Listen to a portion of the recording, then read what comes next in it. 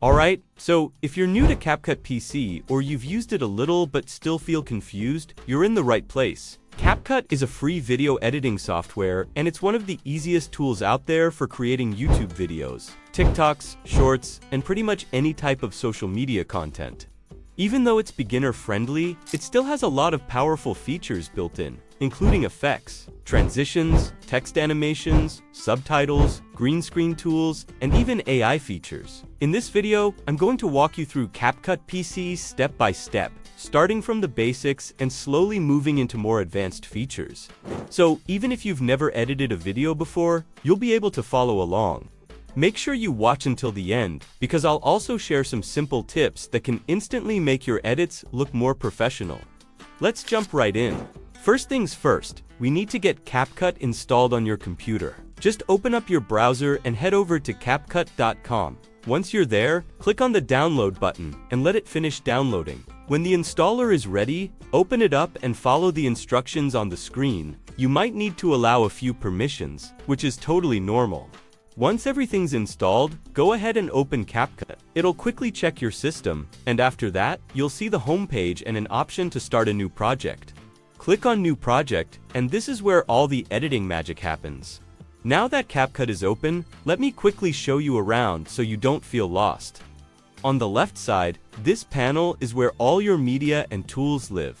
This is where you'll import your videos, add text, effects, transitions, stickers, filters, and pretty much everything else you'll use while editing. Down at the bottom, this is the timeline. This is where you'll actually build your video by placing clips in order and editing them. Above that, you've got the preview window, which shows you exactly what your video looks like as you're editing it. And up at the top of the timeline, you'll see the toolbar with tools like undo, redo, split, delete, crop, reverse, freeze frame, and a bunch of other useful options. And take note of these tools, we will be using them later in the video. On the right side is the Properties panel. This part changes depending on what you click on. So if you select a video, you'll see settings for scale, position, speed, animations, and adjust. If you click on text or audio, the options change to match that. Don't worry if this feels like a lot right now, we'll naturally cover everything as we go. Before we can edit anything, we need to bring our files into CapCut. You can do this by dragging and dropping your videos, images, or audio straight into the media panel. Or, if you prefer, you can click the import button and select the files from your computer. One really handy thing CapCut lets you do is trim clips before you even put them on the timeline. So, if there's a clip that's way too long, you can quickly shorten it right here. Once you're ready, just drag it down onto the timeline, or click the plus icon to add it. As your project gets bigger, keeping things organized becomes super important. Try renaming your clips and grouping things neatly so you're not scrolling around looking for files later. Trust me, this saves a lot of time. Now let's actually start editing. If you want to cut a clip, just click on it on the timeline, move the playhead to where you want the cut, and hit the split tool right here on the toolbar, and anything you don't want anymore can be selected and deleted. By pressing the delete key on your keyboard or clicking this delete icon on the toolbar, to trim a clip, all you have to do is grab the edge of it and drag it in or out to where you want your trim to be, and you can do it on both sides of the clip. And this is probably something you'll use constantly while editing. And also, if you want to edit faster, press the B key on your keyboard to activate the blade tool. This lets you cut clips instantly with a single click. And another useful trick I use to make cutting my clips even faster is turning on the preview axis, which is right here on the toolbar. Which also helps because you can see exactly where your cut will land without constantly moving the playhead. Up in the toolbar, you'll find a bunch of tools that make editing easier.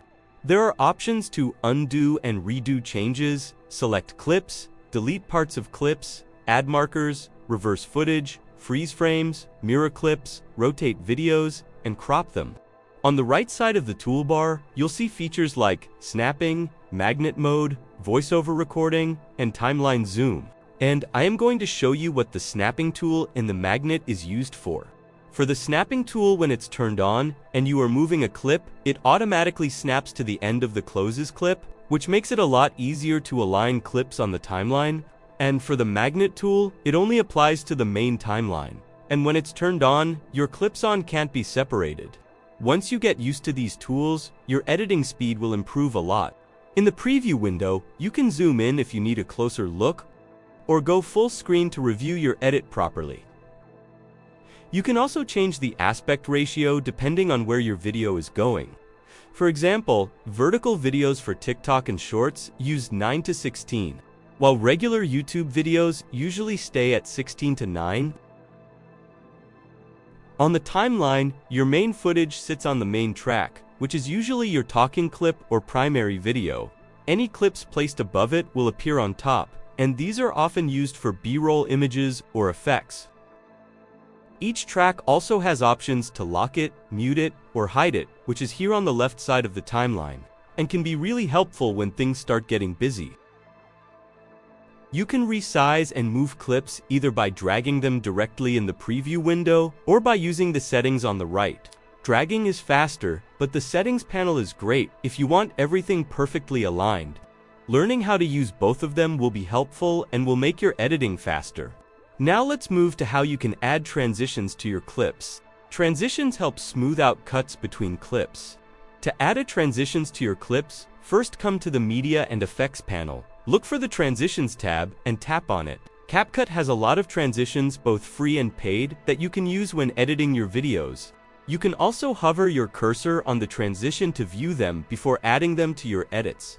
And if you want to add a transition, just drag and drop it between two clips and to adjust the duration. Come to the Attributes panel here and use this slider to adjust the duration of your transition. Faster transitions work great for energetic videos, while slower ones feel more cinematic. Try not to overdo transitions. Simple ones usually work best. To make your videos look better, CapCut gives you effects, filters, and color adjustments. And to add effects or filters to your videos, come and click on the Effects or the Filter tab on the Media panel. And just like transitions, you can also hover over the effects you want to use to view them before applying to your clips. You can apply these directly to clips or place them above your footage on the timeline.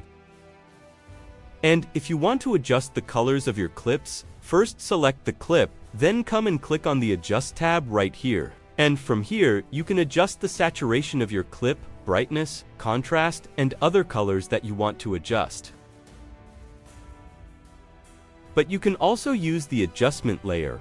Come and click on the Adjustment tab on the Media panel, add an adjustment layer on top of your clips, and make all your color adjustments. And using adjustment layers is usually the better option because it lets you apply the same color look to multiple clips at once.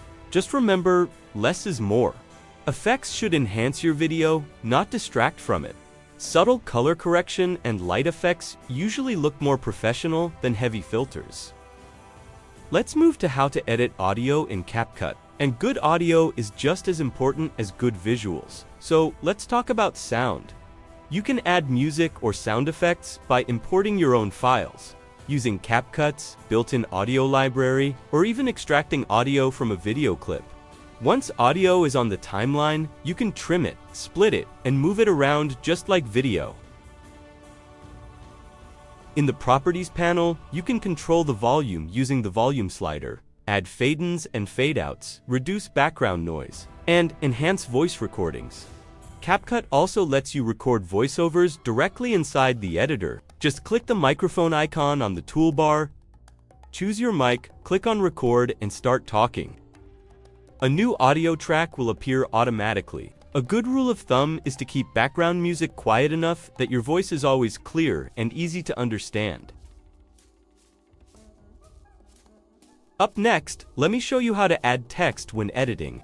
Adding text is really straightforward. Head over to the Text tab, then drag and drop a default text layer onto the timeline. You can move it around, trim it, and adjust the duration just like any other clip. When the text is selected, you'll see options to change the font, size, color, and style right here on the Attributes and Settings panel. And this space here is where you will type in your text. CapCut also has built-in text animations, which are great for making titles more engaging. If you want to add animations to your text, head to the Animations tab here and click on it. And you will have 3 options, and you can choose how the text comes in, how it leaves, or even have it loop. And if you are using the animation on a generated subtitle, CapCut will give you special animations for subtitles or captions. And since we are talking about captions, CapCut's auto caption feature is a huge time saver. Come and click on the Captions tab on the Media panel, then choose the language you want and click on Generate, and in some few minutes your captions will be generated, and then quickly fix any mistakes. You can fully customize how subtitles look, so they match your style or branding. Now, let's get into some of the advanced features in CapCut, and we will start from keyframes. Keyframes are what allow you to animate things like zooms, movement, and fades. Anytime you see a little diamond icon, that means you can add a keyframe and create animation using that property. For example, you can create a smooth zoom-in effect. And to do that, first place your playhead at where you want the animation to start. Then add your first keyframe, so I will click on the keyframe beside scale, then move the playhead to where you want the keyframe to end. Then increase the scale, and CapCut will automatically add a keyframe on your clip, and your animation will be created. If an animation feels too fast or too slow, just move the keyframes closer together or farther apart. You can also use speed curves to make movements feel more natural instead of robotic. Now, let's talk about masking. Masking is where things start to get creative. It lets you hide or reveal parts of a clip using different shapes or custom drawings. You can use masks for split screens, text reveals, or custom transitions. Once you get comfortable with masking, you can create some really advanced-looking effects inside CapCut. So, if you want detailed tutorial video on masking in CapCut, you can. Check it out on the channel, and I will also put the link in the description. And now let's move to some of the AI tools in CapCut. CapCut makes background removal really easy. You can automatically remove backgrounds from people using AI, manually remove backgrounds from objects, or use chroma key for green screen footage. With a little fine-tuning, you can get clean results without needing any extra software. When you're finished editing, exporting is simple. Click the Export button at the top of the software window, type in the name of your video, choose where you want to save it, and adjust your settings like resolution and frame rate. For most platforms, the default settings work just fine. Once everything looks good, hit Export and let CapCut render your video. You can also export just the audio or even create GIFs for short clips and animations. And that's it! You've just learned how to use CapCut as a beginner. From opening the app to exporting a finished video, the more you practice, the better your edits will get. Once you're comfortable, the next skills to learn are keyframes, advanced masking, and storytelling through editing. Thanks for watching, and I'll see you in the next video.